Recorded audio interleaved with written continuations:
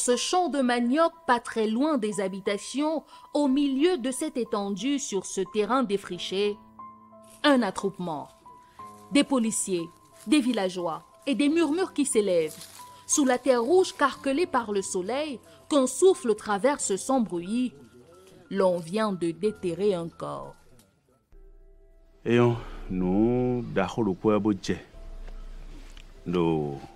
Tout le village était réuni. Un événement pareil ne s'était jamais produit ici. La police a demandé à la population de rester derrière. Ils ont avancé seulement avec quelques personnes. Mais tout le monde voulait en savoir plus, connaître ce qu'il y avait là-bas devant. Tout le monde avait peur, tout le monde était dans l'étonnement. Chacun voulait savoir de qui il s'agissait.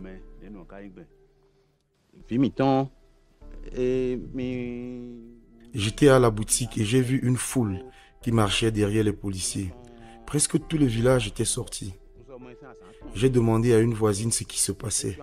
Et elle m'a dit qu'on vient de déterrer un corps dans un champ pas loin d'ici. C'était la première fois que j'entendais une chose pareille dans le village.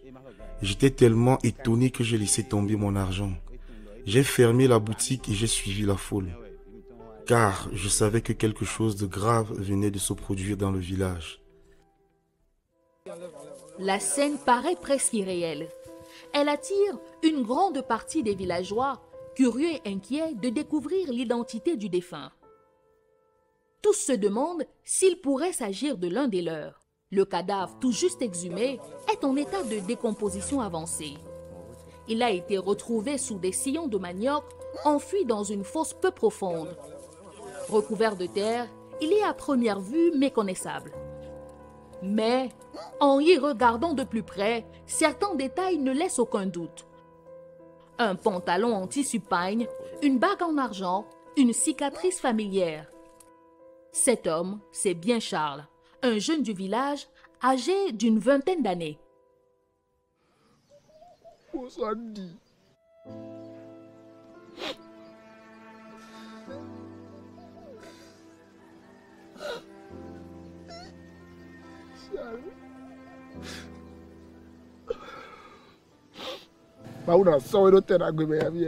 Je n'arrivais pas à y croire. C'était bien Charles couché là, inerte devant moi.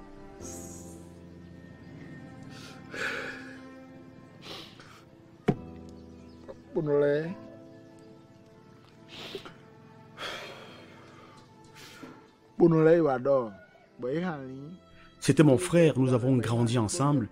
Même parmi des milliers, je le reconnaîtrais. Quand je me suis abaissé devant le corps, je cherchais une cicatrice sur la main.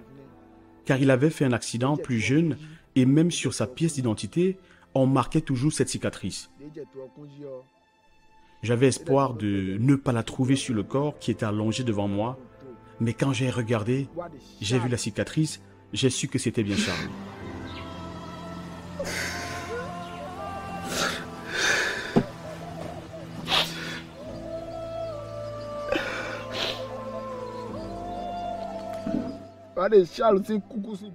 Je n'avais jamais ressenti une tristesse aussi profonde.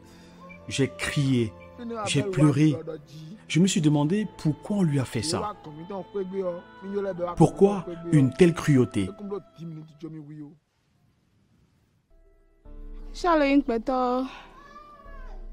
Les vêtements qu'il avait sur le corps, c'était bien ce que Charles portait, la dernière fois que je l'ai vu.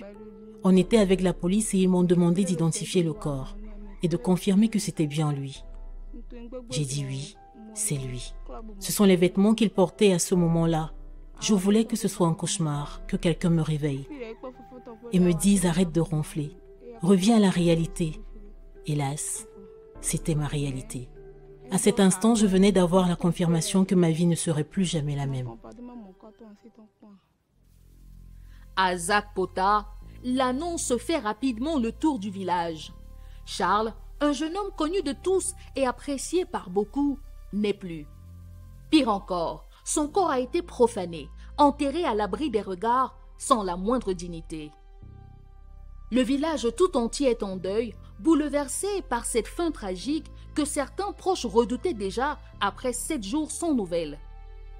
Charles, jusque-là porté disparu, vient d'être retrouvé, mais sans vie. visiblement assassiné. Nous avons une grande famille. Ceux qui n'étaient pas avec nous dans le champ quand le corps a été retrouvé étaient inquiets et voulaient des nouvelles, car cela faisait quelques jours qu'on ne voyait plus Charles. Quand on a découvert le corps, surtout dans cet état, on a informé tout le monde que Charles était mort, mais surtout qu'il avait été tué et enterré. C'était la consternation. Mais une seule question revenait chez les membres absents de la famille. Qui l'a tué et pourquoi?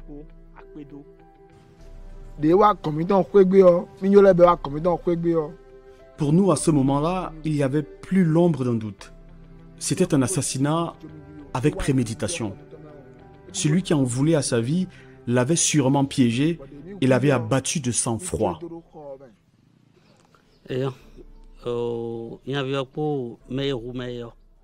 Sur le corps de la victime, il y avait 12 marques, comme si on l'avait assommé avec une barre de fer jusqu'à ce que mort s'en suive.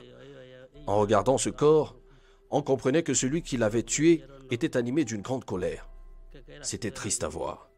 C'était déchirant. La seule question qui me venait à l'esprit, c'était « Mais pourquoi lui avoir réservé un tel sort? Qu'avait bien pu faire Charles pour mériter une telle cruauté, sans qu'on ait une once de pitié pour lui ?»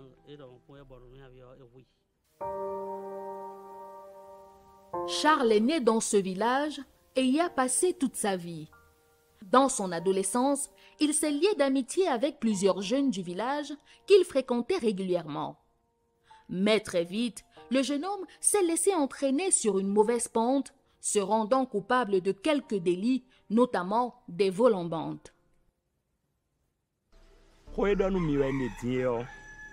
Charles a grandi dans ce village.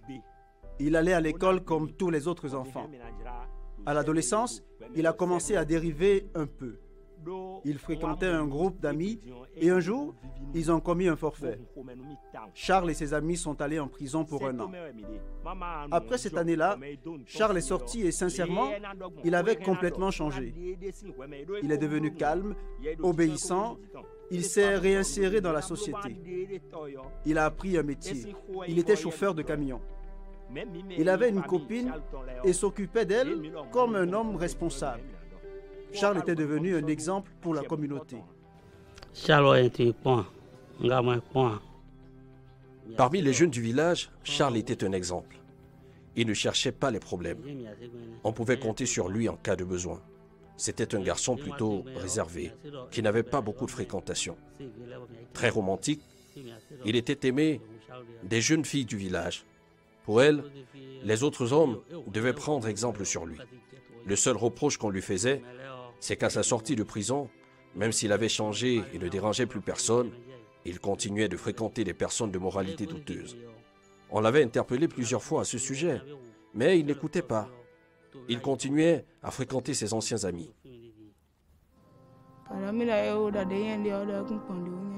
Je l'ai connu à sa sortie de prison. Nous sommes très vite devenus amoureux. Charles me traitait avec beaucoup d'amour et de respect. Avant de le rencontrer, j'avais été déçue. Mais il a apporté l'espoir à ma vie.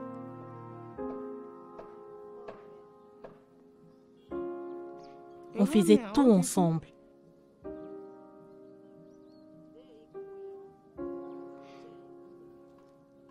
Il me valorisait énormément. Il me couvrait de cadeaux. Les jeunes filles du village m'enviaient parce qu'il me traitait comme une reine. Il veillait à ce que je ne manque de rien. Mais sa mort soudaine m'a traumatisée. J'ai perdu l'amour de ma vie.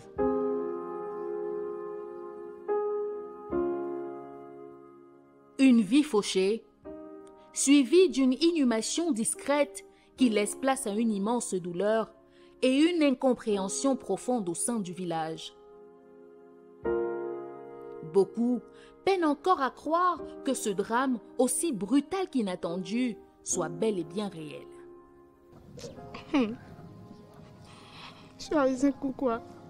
Je n'arrive toujours pas à croire que Charles est mort. Je suis enceinte de lui. Quand il a appris la nouvelle, il était fou de joie. Il m'a dit « Nous allons déménager. Je veux que mon enfant vienne au monde dans de meilleures conditions. Je veux que tu sois à l'aise. » Quelque temps plus tard, il a tenu sa promesse. Nous avons trouvé une nouvelle maison et commencé à l'aménager. Charles avait beaucoup de projets, surtout pour la famille. C'était un jeune homme très intelligent et visionnaire. Quand quelqu'un dans la famille voulait commencer une activité, il allait d'abord voir Charles pour avoir son avis, car Charles était comme inspiré par le divin. Il savait quoi faire et quand le faire, malgré son jeune âge. Il m'avait confié qu'une fois que son enfant naîtrait, il prendrait un crédit pour acheter son propre camion et que je viendrais travailler avec lui. Il disait qu'avec nos économies, on construirait nos propres maisons. Charles voulait qu'on ait une vie aisée. Je ne comprends pas pourquoi il a eu une fin si tragique. Je me pose 1000 questions et je n'ai toujours pas de réponse. Il ne méritait pas ça. C'était mon frère, mon sang, je l'aimais. Il laisse un très grand vide que rien ne peut combler.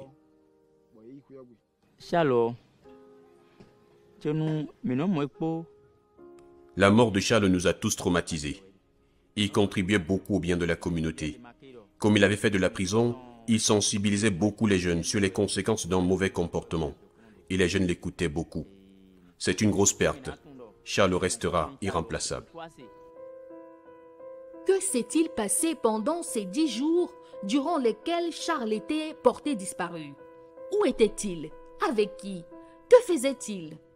Lui, qui pourtant ne s'absentait jamais de la sorte, serait-il délibérément parti sans donner de nouvelles à ses parents, ni à ses frères et sœurs, ni même à sa compagne?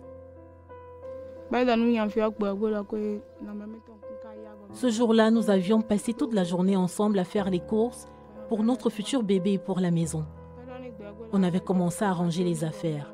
Vers 16 heures, il a reçu un appel. Il m'a dit que c'était un ami, sans préciser lequel. Il m'a dit « Je reviens tout à l'heure, je ne serai pas long. » Mais la nuit est tombée, il n'était toujours pas rentré. Au début, j'ai pensé qu'il était sûrement sorti faire la fête avec ses amis. Ce n'était pas dans ses habitudes. Il m'aurait quand même prévenu. Pour la première fois, il a passé la nuit dehors sans donner de nouvelles. J'étais très inquiète.